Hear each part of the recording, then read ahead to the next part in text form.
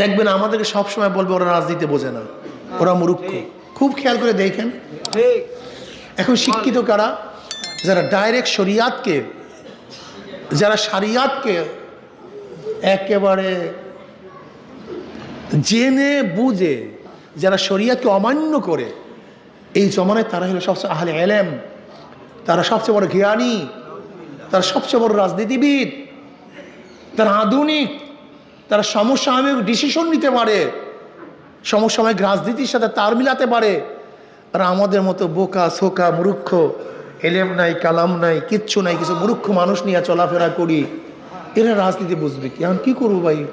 যারা রশি লাগান লাগান, আর যারা ওই বিশাল বিশাল জ্ঞানীদের কাছে যাবেন, শরিয়াতকে অমান্য করবেন, যেতে পারেন, কিচ্ছু না। এটা ব্যবসা না, চরমনিওয়ালাদের ব্যবসা না, এটা বাণিজ্য না, এটা ব্যবসা বাণিজ্য বলতে কিচ্ছু নাই। যারা থাকবেন থাকবেন, যারা যাবেন যাবেন, সমস্যা কি?